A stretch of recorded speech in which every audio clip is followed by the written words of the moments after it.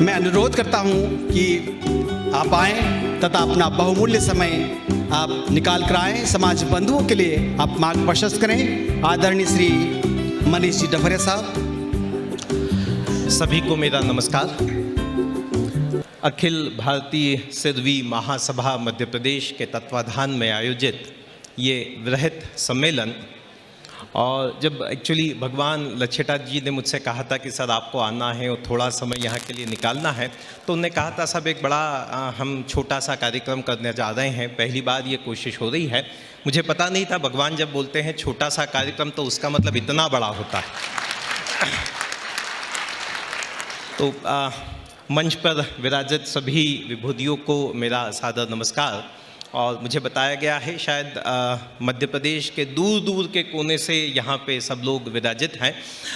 सो आप सबको धन्यवाद। हमारी इंदौर की नगरी में आप सब लोग पधारे और आपने समय दिया हमारा, उसके लिए शायद हम आपके आभारी हैं।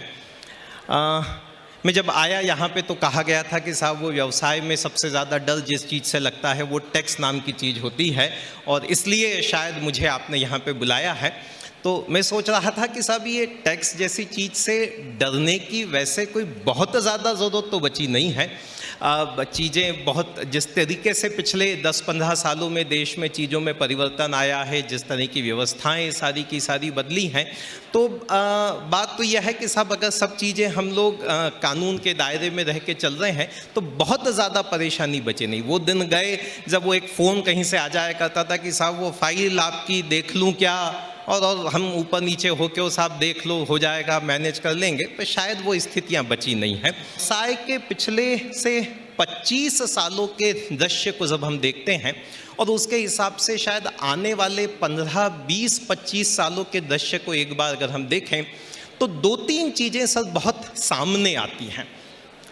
पहली बात तो बिल्कुल यह है कि आज से 20 साल 25 साल पहले के जो व्यवसाय के हीरो थे वो शायद आज कहीं नज़र नहीं आते हैं। आज से 25 साल पहले हमारे बुजुर्ग जितने बैठे हैं उनसे बात करें तो साहब वो एम्बेसडर कार की याद मेरा ख्याल है हम सब लोगों को होती। ओके, जिसके घर में वो एम्बेसडर की गाड़ी खड़ी होती थी वो शायद नगर सेठ कहीं ना कहीं माना जाता था, बहुत बड़ा आदमी माना जाता था। एम्बेसडर बनाने वाली कंपनी जो होती थी वो भारत की शायद सबसे बड़ी कंपनियों में कहीं ना कहीं शुमार मानी जाती थी। और आज दूर दूर तक नामो निशान देखने को नहीं मिलता है। ये व्यवसाय का परिदृश्य। 25 साल पहले अगर किसी से ये पूछा जाता कि यार ये एम्बेसडर बनाने वाली कंपनी जो है ना वो एक दिन बंद हो जाने वाली है, तो वो मजाक समझता, वो हंसता हम पे, हमारा मजाक उड़ाता कि यार तेरे को कुछ अकल वकल है कि नहीं है, ये एम्बेसडर गाड़ी। और हम देख रहे हैं कि आज 25 साल में ऐसा हुआ है। तो जो 25 साल के हीरो थे वो शायद आज कहीं नहीं हैं। आज जो व्यवसाय के हीरो हैं, आज जिनका हिंदुस्तान के व्यवसाय जगत पे नाम है, वो शायद आज से 25 साल पहले कहीं नहीं थे। आज हमारे घरों के बच्चे अगर पढ़ के बाहर निकलते हैं तो कहाँ नौकरी करते हैं?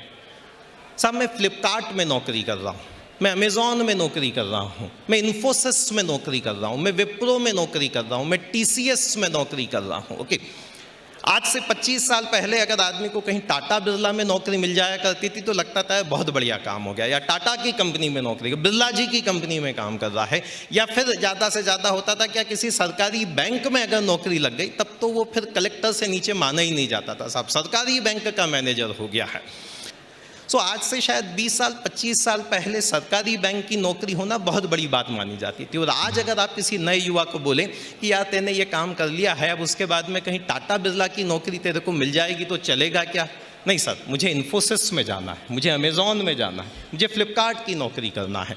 तो जो आज के हीरो हैं वो शायद आज से 20-25 साल पहले कहीं नहीं थे। व्यापार का जो परिदृश्य बदल रहा है साहब, आज के जो बहुत बड़े ब्रांड हैं शायद अगले 10 साल में वो हमारे सामने नहीं होंगे।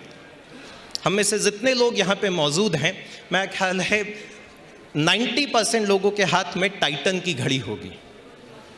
तो आज से शायद 10 साल पहले ये सेमिनार होता तो हर एक के हाथ में टाइटन की घड़ी होती, लेकिन शायद 10 साल बाद में टाइटन की घड़ी का नामो निशान देखने को नहीं मिलेगा। जिस तरीके से एप्पल और सैमसंग और ये सब स्मार्ट वॉचेस आती चली जा रही हैं, युवा पीढ़ी जिस तरीके से उस तरफ जा रही है, तो शायद ये जो आज का बड़ा नाम है ये अगले 10 साल में हो सकता है हमें देखने को नहीं मिले। तो कुल मिला के जो मैं कहना चाह रहा हूँ कि साहब ये व्यापार का परिदृश्य बहुत तेज़ी से बदला है।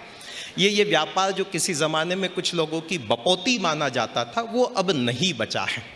जिस तरीके से सब तरफ से डेवलपमेंट हुआ है, चारों तरफ जो डेवलपमेंट है, टेक्नोलॉजी जिस तरीके से तेज़ी से आगे बढ़ती चली जा रही है कि किसी ज़माने में साहब कोई भी चीज़ होती थी तो शहर में सबसे पहले उसकी खबर आती थी और अंदर के गाँव में तो साहब वो 2, 5, 7 साल बाद में वो कोई चीज़ पहुँचती थी। मुझे अभी भी ध्यान है कि हमारे यहाँ पे छोटे छोटे गाँव से जब हमारे रिश्तेदार आया करते थे तो घर की कई सारी चीज़ों को देख के उन्हें बड़ा अजीब सा लगता था।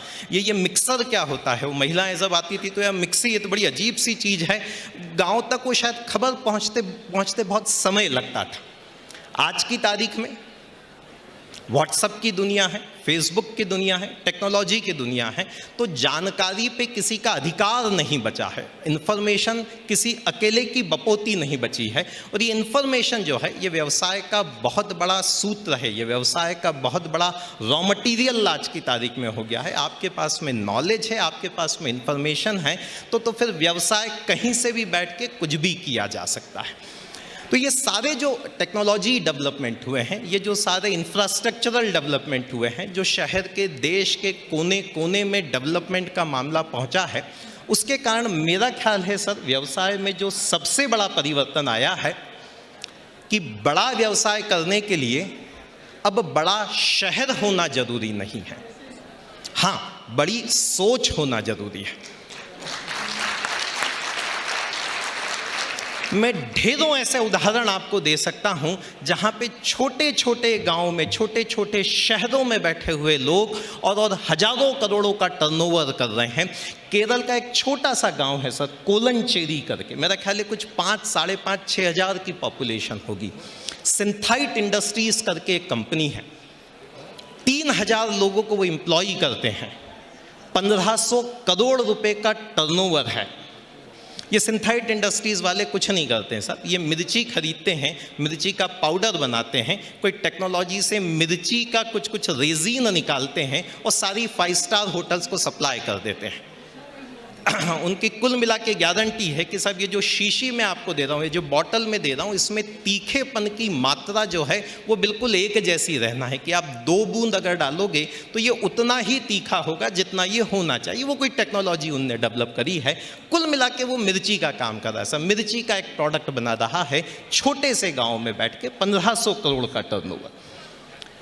श्रीधर वेम्बू करके एक साहब हैं, जोहो नाम की उनकी कंपनी है, सॉफ्टवेयर बनाती है, टेक्नोलॉजी के केस में काम करती हैं। भारत सरकार ने अभी पद्मश्री की उपाधि उन्हें श्रीधर वेम्बू साहब को दी है। छोटे से गांव में रहते हैं, तमिलनाडु में कहीं, साइकिल पे चलते हैं, आज भी धोती पहन के घूमते हैं। कंपनी का कुल मिला के टर्नओवर पिछले साल की बैलेंस शीट में देख रहा था तो ऑलरेडी 5,000 करोड़ रुपए को क्रॉस कर गया है। तो सवाल यह है कि साहब आज की तारीख में बड़ा और छोटा बिजनेस होने का जो पहले एक भेदभाव हुआ करता था वो खत्म हो गया है। बहुत अच्छा है, सब संतोषी सदा सुखी, वो हमारे बुजुर्ग कह गए, कोई दिक्कत की बात नहीं। पर अगर हम व्यापार कर रहे हैं तो व्यापार के क्षेत्र में संतोष होना मेरा ख्याल है सही नहीं है। संतोष पारिवारिक ज़िंदगी में हो, संतोष हमारी खर्चों को लेके हो, सब उल्टे सीधे खर्चे करने की मेरी इच्छा नहीं है, वहाँ पे मैं संतोषी हूँ। पर व्यवसाय का तो एकमात्र धर्म ग्रोथ है, व्यवसाय का तो एकमात्र लक्ष्य जो है वो निरंतर वृद्धि होना चाहिए। और यहाँ जितने लोग बैठे हैं मेरा ख्याल है जो ये मान के आए हैं कि इस तरह के सेमिनार कॉन्फ्रेंसेस में आना हमारे लिए कहीं ना कहीं फ़ायदे की बात है, उन सब में कहीं ना कहीं वो क्षमता है कि साहब 500, 1000, 1500 करोड़ का टर्नओवर हम सब खड़ा कर सकते हैं। सवाल सिर्फ सोच को बदलने की है। और दूसरी चीज़ जो है कि साहब सोच को बदलने के साथ साथ, सोच को बढ़ा करने के साथ साथ जो ज़रूरी है वो समय के साथ साथ खुद को बदलने का, समय के साथ में बदलना बहुत ज़रूरी है। बहुत सिंपल सा उदाहरण मैं आपको देश की सबसे बड़ी इंडस्ट्री का दे सकता हूँ, रिलायंस का। थोड़ा सा अगर आप ध्यान से देखेंगे तो कैसा बदलाव है। जो बुजुर्ग यहाँ पे बैठे हुए हैं उनने जब अपने समय में रिलायंस का, धीरू भाई अंबानी का नाम सुना होगा तो हम उन्हें विमल शूटिंग्स के नाम से जानते थे। जो रिलायंस की शुरुआत हुई थी सर वो विमल शूटिंग्स के नाम से हुई थी। धीरू भाई अंबानी जो प्रणेता है इस पूरे ग्रुप के, वो कपड़ा बनाते थे। लेकिन धीरूभाई अंबानी ने देखा कि यार मैंने जो काम किया है मेरा बेटा वही काम नहीं कर पाएगा, तो अपने जीवन काल में उनने पेट्रोकेमिकल की इंडस्ट्री डाली। मुकेश भाई की पूरी उम्र उस पेट्रोकेमिकल इंडस्ट्री को पनपाने में लगी। जामनगर की जो उनकी इंडस्ट्री है दुनिया की सबसे बड़ी ऑयल रिफाइनरी मानी गई और बहुत बड़ा साम्राज्य स्थापित किया। सब दुनिया की सबसे बड़ी कंपनियों में से एक वो माने जाते हैं ऑयल कंपनी को लेके। लेकिन मुकेश भाई ने देखा कि यार मैंने जिस कंपनी को इतने साल चलाया, जिस धंधे को मैंने इतने साल चलाया, मेरी अगली वाली जनरेशन शायद ये धंधा वैसे नहीं चला पाएगी। तो आज की जनरेशन से आप पूछें कि रिलायंस मतलब कौन? जियो। आज की जनरेशन को शायद वो विमल शूटिंग तो पता भी नहीं होगा कि यार ये रिलायंस का ही कोई प्रोडक्ट हुआ करता था। उनके लिए आज रिलायंस का मतलब जियो टेलीकॉम है, उनके लिए आज रिलायंस का मतलब रिलायंस रिटेल है, क्योंकि वो देख रहे हैं, वो अपनी अगली वाली जनरेशन को देख रहे हैं। आज मुकेश अंबानी जी बहुत स्वस्थ हैं, बिल्कुल पूरे एक्टिवली सारे के सारे व्यवसाय को मैनेज करते हैं, पर वो दूरदृष्टि है उनके पास में कि आज से 20 साल बाद में क्या होगा। मेरे ये जो अगली जनरेशन है ये इसी बिजनेस में अगर बैठेंगी तो शायद इसको आगे कहीं नहीं ले जा पाएंगी। जो है वहाँ तक भी मेंटेन कर ले तो बहुत बढ़िया है, पर आगे नहीं ले जा पाएंगी। सो समय के साथ में बदलाव कि सब पेट्रोकेमिकल आज से 25 साल पहले का बिजनेस था, आज का बिजनेस टेलीकॉम का है, आज का बिजनेस स्मार्ट रिटेलिंग का है, आज का बिजनेस उन सारी चीज़ों का है जो युवा पीढ़ी को आकर्षित करते हैं। तो समय के साथ साथ बदलाव जो है वो बहुत ज़रूरी है। सोच बड़ी हो, समय के साथ बदलने की क्षमता हो, तो शायद फिर दुनिया के, भारत के तो कम से कम किसी छोटे से छोटे गांव में भी हम बैठे हैं। बहुत आसान है बड़ी कंपनी खड़ी करना, बहुत आसान है बड़ा व्यापार खड़ा करना, हिम्मत होना चाहिए, सोच होना चाहिए। समय इस चीज़ का है कि साहब अगर मैं सही तरीके से अपना व्यापार कर रहा हूँ, जो नियम कायदे हैं उनको फॉलो करके मैं अपना व्यापार कर रहा हूँ, तो फिर दुनिया की कोई ताकत आपको परेशान नहीं कर सकती है। समय के साथ में बदलाव आया है, बहुत ज़रूरी है कि हम अपने आप को बदलें, हम अपने काम करने के तरीके को बदलें। बहुत सारी सुविधाएं उपलब्ध हैं, बहुत सारे नए डेवलपमेंट हैं, उनका फ़ायदा उठाएं। तो जगह, शहर, गांव अब कोई रिस्ट्रिक्शन नहीं बचा। बहुत आराम से बैठ के बहुत बड़े बड़े बिजनेसेस के सपने देखे जा सकते हैं। लेकिन ज़रूरी यह है कि सब चीज़ें जिस तरीके से होना चाहिए उस तरीके से हों, तो जाके व्यवसाय में निरंतर वृद्धि जो है वो संभव है। आपने मुझे यहाँ पे बुलाया, अपनी बात कहने का मौका दिया, बहुत बहुत धन्यवाद।